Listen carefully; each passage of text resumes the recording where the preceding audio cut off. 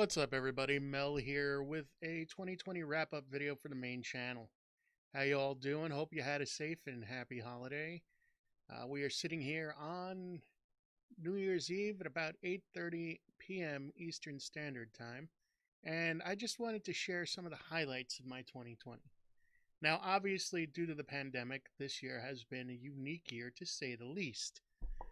And I just really wanted to kind of go over some of the greater things that I had the pleasure of finding out this year, and some of the things I've started, which are new projects. As you can see by the logo right up here, I have a new channel that is my crafting channel, which many of you will know. If you look at some of the earlier channels I've had, or the videos that I've had here on YouTube, you'll see that some of them are scale model builds, and a couple of them are probably Lego builds, as well as some, miniature builds and painting. These have been all moved over into a brand new YouTube channel, which has become more or less the secondary channel, full secondary channel. Now, I know I haven't posted here in a while, and that's because, well, the pandemic kind of got the better of me. And we had some stuff going on in the family. I'm not going to go into everything. Let's just put it this way. I'm just glad to be here to be able to make this video, and very thankful for everybody that's been along for the ride. First thing I want to do is give a huge, massive shout out to all of our medical workers, our essential workers out in the fields getting things to us, our medical workers who are working around the clock to try to help everybody get through this pandemic. This year many of us wouldn't be here this year without these people doing everything. So that is the most important thing for this year. But some of the cool things that I like, and not to get too deep emotional, some of the cool things that I found, obviously, getting back in touch with my crafting side, learning how to build terrain, and being welcomed by a lot of different communities out there, a lot by the various Twitch streams that I've been able to be a part of, specifically two communities that helped me deal with this tremendously in terms of just making new friends. Burn BXX's community, her Discord community, has been fantastic. Everybody from Champion Red Tea to Mr. Triangle. You people know who you are. Jumping in Puddles, and Bragdon, and a bunch of other people over there have been fantastic, and has brought me many, many hours of happiness and laughter just by interacting with the community. The other community that has been really, really tremendous for me to be a part of is Continues community. Kin herself, HT, Necro, all of the people over there that I've gotten a chance to hang out with in Discord. Another person, of course, is Danica Rockwood. Danica has always been somebody that I came across because I was crafting, and I learned some new things from her many years ago, and just by watching her channel and how she does cosplay. And Danica has been a very, very, just grounding person to know. Wonderful human being. I've met a lot of cool people like JMB and Dragon, and just the names go on and on over there. And really, thank you for having me in your communities, everybody. Um, as far as things have gone, I've figured out lighting a little bit better. Perhaps not today, but that's fine. I've really made some strides forward. As you can see, I actually have an actual new comfortable chair that, for the first time since my other chair broke earlier this year, I'm quite happy with. It's very comfortable, and today, now that everything's together, my back isn't killing me for once. So yay for that. Things in video games. The Division 2 let me down a little bit, but did provide me with some fun earlier in the year. That's the one kind of thing I'll put out there that's negative in gaming. I've been kind of let down by the Division 2, but hopefully we'll see where they're going to go in the future. Bungie made me happy. The content that they've put out, as somebody that likes to log into looter shooters, Destiny's lore, Destiny's community, for the most part, has made me happy. And Bungie as a company has done a lot to raise awareness for issues that are going on in the world, has done a lot to help raise money for causes that are important, to save kids, to bring uh, recognition to Black Lives Matter, to basically racial equality, and to just including everybody, and from LGBTQ to everything. I can't imagine a company trying to do more. And there are many companies out there that have done a lot too, but Bungie does really wear their heart on their sleeve a lot of times. As for the content in the game, well, I have to be honest. I've really enjoyed Beyond Light. I've enjoyed the all the content that's out there. I don't need it to be the be all end all of everything. I just need to have fun in it, and I've had fun in it. And I want to thank them for working under ridiculous conditions to get this content out there.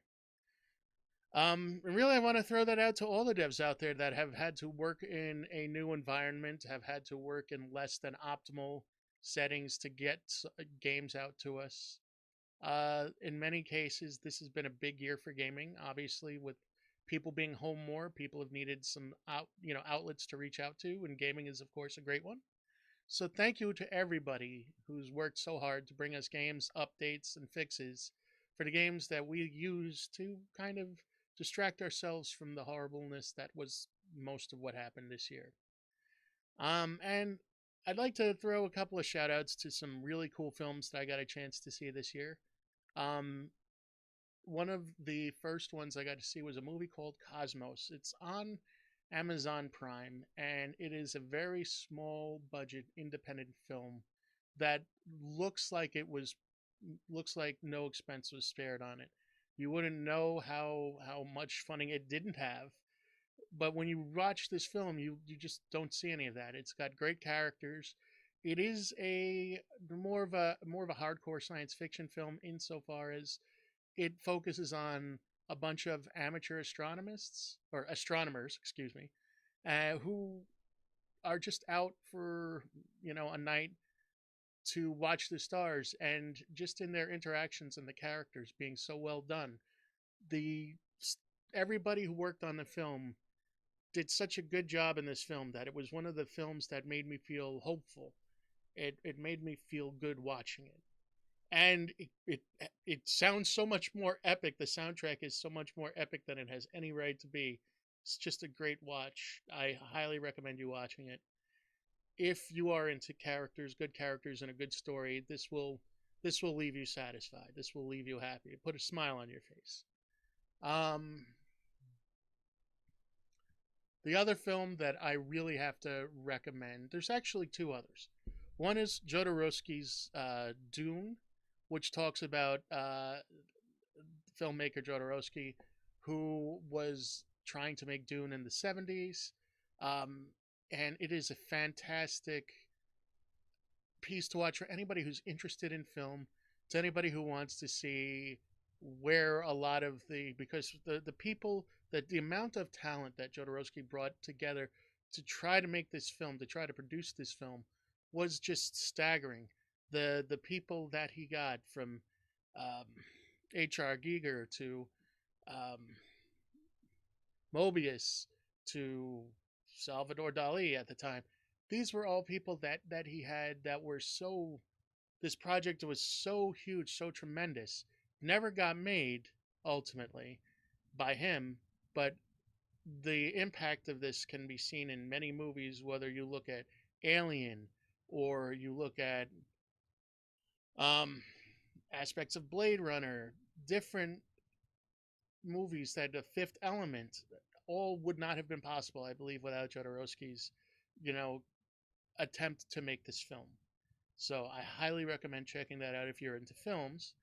And the other one I'll recommend is for all of you fellow hobbyists and wargamers out there, Mini Wargaming the Movie.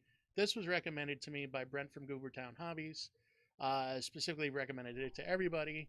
And this was a great watch. It's a good insight into what goes into, producing these mini games, and watching from a bunch of different aspects of small companies trying to make it in the fields of mini wargaming. It's fantastic. watch it, you get drawn in right away, and it was something that again made me feel just great. It was really interesting, fun to watch. If you're into that, highly recommended. Now, the last thing I'm going to talk about game wise is a game that came literally out of nowhere for me, like literally out of left field. I had seen a few people playing Genshin Impact from time to time, and when it was in testing, when I guess they could stream it, and I never thought much about it until literally the day before it released, and I was watching DK Diamantes play it. Well, I love DK. He's just got a great personality, and it looked like so much fun that the next day, as soon as I was able to be downloaded, I downloaded it and I got into it, and I've been hooked ever since. I log in pretty much every day to play the game, whether it's just to do dailies or just to walk around the pretty world, and it is a gorgeous world.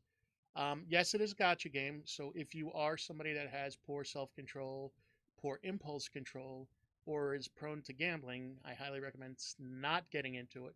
Definitely do not get into this. But if you are somebody that can just, play a game that's well designed, and this is one of the things that surprised me about this game, considering it is a gotcha game, it is thoroughly well designed. It feels good. The controls feel good. The music is top notch. It's beautiful. The entire world that you run into literally looks like a painting. You're running in probably one of the you're walking around and exploring one of the most beautiful game worlds out there. The amount of voice acting is staggering, and the amount of languages it's been done in is staggering. It is unbelievable the production value that has gone into this game. Um, that being said, the company too has been doing a lot to listen to the community, to try to fix things, to make the game more enjoyable for the people that are playing it. Obviously, yes, the end goal is to get people to spend money. Now, whether you decide you're not going to, spend money on the gotcha system again, which I pretty much recommend that you probably don't, but you definitely, I mean, I've spent money on the Battle Pass, and the Battle Pass has been pretty cool. It's not really, at $19 for the Battle Pass, it's not really too much more expensive than other Battle Passes out there. And the return you get on that's pretty good. So if you don't want to, if you do like the game and you are getting some enjoyment and do want to support the devs, that's a way to do it without jumping into the gotcha system. Um, you can definitely earn characters just by playing the game.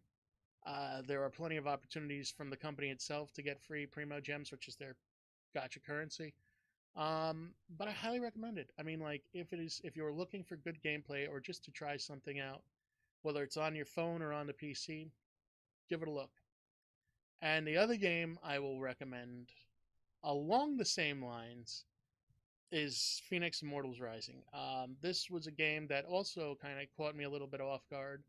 I mean, both of these games really do feel like Zelda Breath of the Wild, but this one is more rooted in Greek mythology. Is actually all rooted in Greek mythology with a wonderful, humorous narration done by the way of Zeus and Prometheus, as and just the lighthearted discussion between the two as you have your adventure um, is just amazing. And the world, again, is beautifully realized. It is another beautiful world that you can roam through and have adventures without feeling overwhelmed.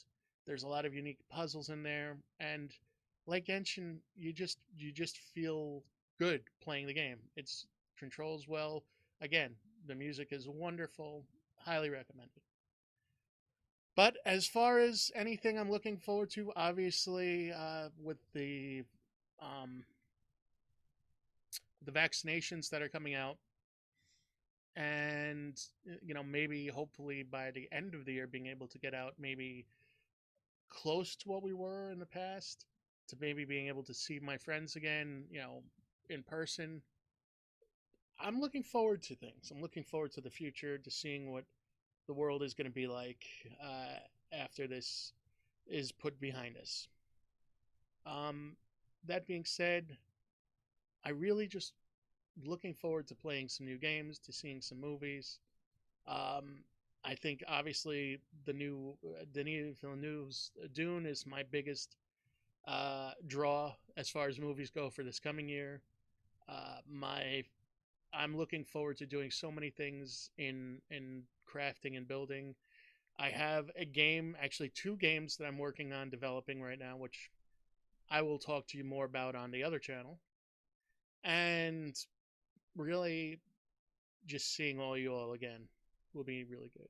One other thing I wanna really throw out is there's just I'm tremendously grateful for all the people in the crafting and hobbying community uh, who I joined late this year, and specifically I want to shout out Goobertown Hobbies for having one of the most supportive and positive communities that I've ever been in as well.